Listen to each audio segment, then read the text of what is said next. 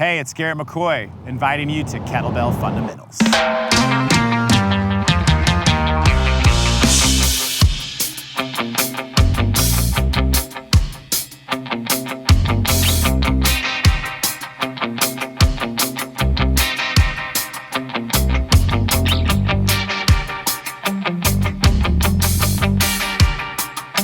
Garrett McCoy, welcome to Kettlebell Fundamentals. The purpose of this today is we're going to introduce you guys to how to use one of these goofy things. Kettlebell is my favorite exercise, my favorite modality, because it allows you to get mobility, strength, you can get your heart rate up, and this is all you need. We're on a beach, we're working out. You guys need a whole gym?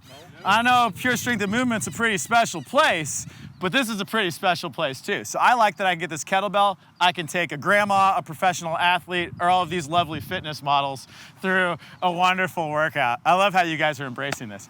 Okay, so first things first, let's pick up this kettlebell. So notice I'm gonna do it all professional even when I pick it up. I got my good hinge, and we're gonna get you guys to the goblet squat position. So let's just get you to this goblet squat position. Okay, so I want you to grab the handles. I see people do this all the time. They wanna hold the bell. Okay, that's cool. There's a time and a place for that, but we're gonna teach you some hard style kettlebell stuff. So when we're holding it in here, can you just pull your elbows into your sides? Okay, when you do that, get your posture as tall as you can. Okay, lean forward just a little bit, what I call the Michael Jackson. You feel your abs come on a little bit, big toes down, squeeze your glutes, lean as far forward as you can. Now lean back. Keep your glutes locked. You feel your back line a little bit. I think it's really important to know where you're at. Okay, let's go ahead and just drop this, and when we drop it, watch how I do it. I'm gonna use momentum and gravity to just come back to the ground. Okay, so set that sucker all the way down. Cool. All right, so let's pick it up again.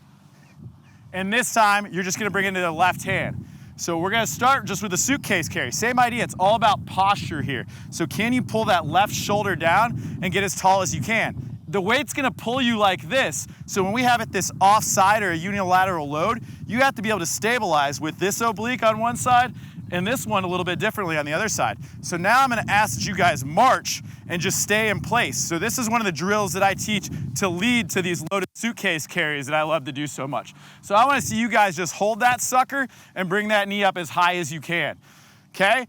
Stick that posture like we did in that dynamic warm-up. Oh, it's almost like I was trying to teach you something with that dynamic warm-up. A little bit faster, get some meat behind that. Fast, push into the ground. 10 seconds, 9, 8, 7, 6, 5, 4, 3, 2, 1. Great job, go ahead and switch sides. Same idea, get used to the weight first, right? So just keep that hand almost like it's an extension of your posture. Squeeze it into your side. Okay, and then start that slow march. Can you just stay in there? Nice work, bring them up. So why we start with these kettlebell fundamentals and learning all these different loads is think about what happens to our core right here. We have to learn to stabilize this stuff before we can produce force, okay? It's all about how stable you are. Finishing strong, getting a little bit faster. Also, it builds up your grip strength. Your grip strength is one of the biggest things that leads to vitality. So those of you guys who are into anti-aging or wanting to live or be able to do stuff for a long time, your grip strength is kind of important. 5, 4, 3, 2, and 1. Nice work. You guys can go ahead and set that down for a second. So not that I'm gonna ask you guys to do this quite yet, but this is why all these fundamentals all matter so much. So anytime I'm picking up this bell, I joke and I say it kind of in a really bad accent. I don't know if it's like German, Russian, or what it is, but I say, "The rep is over when the bell touched the ground." And I just yell it at people because I want to make sure that they kind of protect themselves, right? So anytime I pick it up, I'm going to come to a rack position now. This is what's called a clean. I'm not going to ask you guys to do that because we've got to build up these fundamentals first. But that's what all this stuff is doing. So for now, I want you guys to reach down here with both hands. So get your left hand underneath and grab it with your right hand. Mike, is that a hinge, bro? There we go. All right, stand up and then get it in here. Okay, so those of you guys have your Apple Watches and whatever else, you can just turn that face around. So the idea here is, can this bell become a part of your body? Okay, so it should be below your chin and this wrist should stay strong. Everybody wants to do this. You gotta kind of almost gooseneck it and bring it in. Okay, bring it out and then squeeze it back into your side. The goal is you should be ready to press, okay? Now do that same thing, establish it, do your Michael Jackson. So squeeze through the glutes, lean forward, tiptoe forward, Mikey, let me see you fall, and then lean back. There you go. Keep those glutes in there, okay? Hey, Jesus, bring your elbow in just a little bit. Okay, now we're marching from here. Oh, that feels different. Anybody feel their abs a little bit doing that? Little bit? Yeah, they got a fire, right? Your core's job is to stabilize your spine as your limbs move, okay? Work on getting that elbow in just a little bit, Kemper. There we go. So I can see people's shoulder issues from doing this as well. So I'm doing kind of just a loaded carry version. So this is eventually where we're going, but I like getting this march going. 5 more seconds. 4, 3, 2, 1. Once again, we're using safety. We're gonna use both hands, and then we're gonna use gravity. Boom. Okay, look, I'm in that hinge again, right? Grab it with your right hand, lock that left hand over, use your hips, get it into position.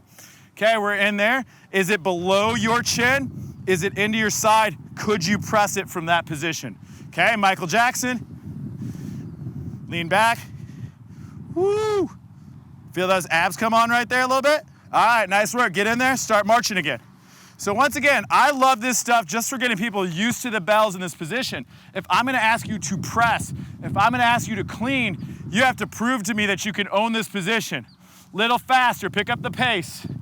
9, 8, 7, 6, 5, 4, 3, 2, 1. Are you gonna set it down right?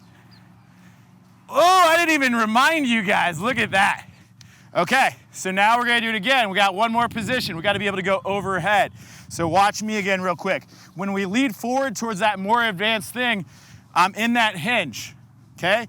Shoulders higher than hips, hips higher than knees. I've got that one hand. I gotta do a good swing, and I clean it. So I'm using my hips to help me get there. Once again, we're not there. You gotta do a bunch of swings before I'm gonna ask you to do that. I'm also gonna ask you to hold this over your head. For some of you guys, it's a little heavy. Use both hands, get that overhead. Notice where my thumb is. It's in the back. My arm is long. I say it's growing 2 directions, meaning my fist is punching to the sky, but my shoulder blade is pulling back down at the same time. You guys see that? And then I pull that arm back. This is an extension of my body. This does not feel heavy. My joints are stacked. Look how tight my grip is. It's relaxed. Okay, so we're gonna get it back to position. Use that clean. Use your legs and that second arm to help you out. Get it overhead. We also talk a lot. Hey, there's our friend. He's back. Dogs love kettlebells too. Who knew? All right, get that guy all the way overhead. Try to bring that arm to the back. There you go. Some of you guys have overhead flexibility stuff. That's okay. Can we get nice and tall? Then I'm gonna mess with Brooke. I mess with Brooke a lot. Can you stay stable? Not bad, Sammy. All right, you're there. Can you add that march back into place? Oh, what's going on with the core now? Now do you feel what I'm talking about when I say stand tall? To keep your head back. As I joke and I say pull back against that ponytail. The taller that your spine is right there, the faster or the better you're gonna be, the more efficient. 10 more seconds. Keep that arm long, grow in 2 directions. 8, 7, 6, 5, 4, 3. Decelerate, pull it down. Let me see what you got right here. Nice and slow. Bring it into that clean position. Use that other hand, sheet it down. Right? The point is anytime you set that down and pick it up, what do? You hinge, you use your hips. This applies to real life. You gotta pick something up, try to get in the habit of doing that. All right, let's see what you got. Let's do it on the other side. Good. Get that sucker overhead, establish your posture, pull that thumb to the back. Woo! I'm not gonna mess with you, Mikey, it's okay. So bring it this way just a little bit and try to flex that. I know it's hard. There we go. There we go, that's better. All right, do your Michael Jackson, lean forward. Feel that back come on, then lean back. Can you feel your abs come on? Can you stay on those roots, establish neutral, and then you got your march. Let's see what you got. And it's hard to stay even. Can you feel the differences from side to side?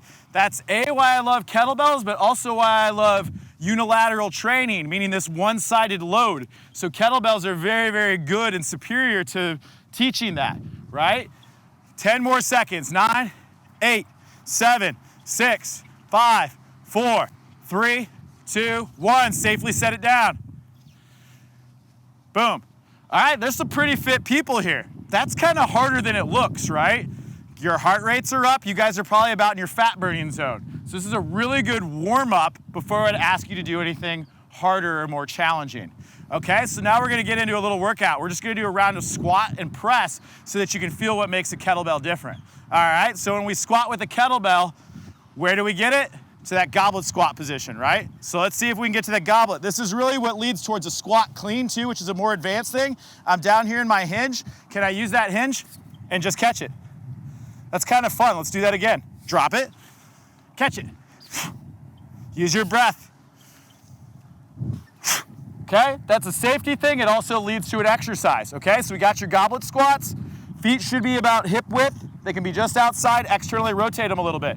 Okay, keeping those in here. We're dropping into our squat. We're gonna hang out for 3 seconds. 2, 1, use your breath as you come up. Okay, that little hissing noise that I'm making, it's gonna force me to use my diaphragm. It's gonna force me to use my abs. Come back down. Hold it there, push those knees out, squeeze those elbows in. 3, 2, 1. Okay, back down. 3, 2, 1, 3. Good, down. That was me being lazy, not you. Back up, that's 4. We're going to 10, down. 3, 2, 1, 5. Lower, Dasha, keep your eyes up, down. 3, 2, 1, 6. There we go, we're getting warmed up. Hey, Seuss, get down. 2, 1, 7. Back down. 3, 2, 1, 8. 2 more. 3, 2, 1, 9er. Down. 3, 2, 1, and 10. Safely set it down. The rep is over when the bell touches the ground. Okay, right, we busted Sammy doing it wrong. That's how you hurt your back. People think that a kettlebell swing or kettlebells will hurt you. No, your posture is what's gonna hurt you because you're using too much weight or you're not paying attention to the form. Okay, so we got the squats going. Now we're gonna get this guy in our left hand. So let's cheat press and get into that left hand. Okay, so in our left hand now, I'm gonna see if you guys can press this weight. Some of you guys, that might be a little bit outside your comfort zone, okay? But when you press a kettlebell, it's different, okay? I call them meatheads. I love my meatheads too. But people wanna press out here. Where in nature do you grab something and you go, I'm gonna grab it here and press? That is not, doesn't make sense. You're gonna keep it in towards your midline. You need to have this to fire, you need to have this to fire, and this to fire, okay? So when I press with a kettlebell, the weight acts as an extension of my arm, or as an extension of my arm. So can I get it all the way up, and then can I groove it down? So what I'm gonna ask you guys to do is to use your breath. Hold it there, and then pull it back down nice and slow. Can we handle it? All right, here we go. Everybody ready? Good roots, feet grip the ground, press, use your breath. Good, hold it there for a second. That thumb's to the back. We're gonna pull it down in 3, 2, 1. It should be able to get all the way into that rack position. You can kind of shift your weight a little bit. We're using all this tension. We want to be able to apply that tension in the exact right time. So can I use this fist like a pressure gauge? Ready? 3, 2, 1, make a fist. So if I squeeze that hand, it forces this oblique to fire a little bit. Pull it down nice and slow. 3, 2, 1, nice work. Right back up. Good, pull it back down, nice and slow. You guys have 2 more your pace. I want to see if you can apply that. Limit any movement when you're pressing. Can your glutes fire? Can your abs fire? I love when my clients say, Garrett, are we gonna do abs today? Guess what? This is my favorite ab exercise. This is how you apply it. Once you got your 5, drop it, let's go to the other side. Safely get it down there, safely get it to the other side. We're gonna pick up the pace a little bit, guys. I know I'm teaching, but we're gonna work. All right, this is your stronger side. It should look good. Here we go, everybody ready? 3, 2, 1, press. Hold it there, pull it down nice and slow. 3, 2, 1. Good, remember, wiggle out that tension. That other hand, you can make a fist, go. Just go your pace. You guys have 3 more after this one. That control, that power up into the ground, into your body, establishing your posture overhead, and decelerating it down. Working and learning all phases of the movement. This is far more applicable and leads to much more real-world strength than using barbells, dumbbells, a lot of other things. And once again, we can do this anywhere. Okay, we got our 5 going. Okay, you know what's really cool about presses and squats is they're more fun to do together. There's a bunch of dolphins out there. Squirrel, they just dove down and they'll come back up right by the post marker. We got a dolphin break, guys, hang on. Florida problems. Let's see if they come back up. All right, but we can combine these things together into one motion. This is called a thruster, right? So now I'm gonna sit down in that chair. We're gonna hold right here. 3, 2, 1, use that breath. Can I hold it right here? Decelerate. 3, 2, 1. Pull it back down. Safely put it down. I want you guys to do 8 reps going your pace. 8 reps, going your pace. Left hand, and go. Get down there, use those hips to help you. I wanna hear that breath. So watch this little back extension. Pull that down. If I'm gonna punch you in your stomach, that rib should be down. There you go. Hey, Jesus, that range of motion's getting better, dude. Yep. See, it's warming up. That squat flow. EFD works, buddy. Nice and tall. Ooh! Okay, Jesus. Okay. I know he's got it. Come on, Dasha. I already forgot how to say it. I was gonna try. I remember the last part. Come on, baby dear. All right, magic number is 8. Once you got 8, you safely set it down, you pick it up, you go right into the other side. All right, so this is Kettlebell Fundamentals. This is how I start folks out with learning how to use a kettlebell. You have to learn these different grips, you have to learn the terminology, and you have to learn safety first. But let's say if you just did 2 exercises, if you squat and press, or you combine them together in a thruster, this can really help us. Remember, as you guys get overhead, to relax your neck. I like all the tension, but I don't like that tension in your neck. Wiggle it out. Good, safely put it down. Good, the last exercise we're gonna do is a halo. So what's cool about a halo is it's basically a goblet squat hold, but it's upside down. So when I get this guy up, I need to flip it. So I don't know if there's a safe way to do that, just figure it out. Okay, so the point with the halo here is, can I stand tall and bring this guy around the world? I talk about having roots. Can I stay as tall as possible and use my breath? Every time those elbows squeeze back in, I keep my posture. Nothing moves besides my shoulder blades. You guys get scared? Come on. I like to throw them. Like, if you're not gonna set them down safely, you have to like grunt and throw it or have fun. It's okay to have fun. All right, flip it upside down. Okay, you guys are gonna do 5 each way. Let me see what you got. Use your breath, go. Good, and the challenge, especially ladies, you got that little ponytail or the bun, and to get around that can be challenging. We talked about the head staying still. So many of us have a problem with this stuff going on in our necks. That's why I really like this exercise, is it forces us to stabilize once again. Can I get my glutes firing? Can I have my abs, my obliques, and my lats creating all this force to brace and then move my arms? Think about what that gives you. Now I have all of this range, but I have all of this strength behind it. You wanna talk real world strength? That's it, 5 each way. All right, cool. So kettlebell fundamentals. That's kind of a good warm-up. That could turn into a good workout. If you just did that, once again, I'm all in favor of these like 15-minute workouts.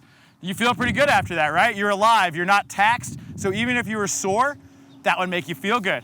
Let's break it down again. Let's be fun. Let's be fun.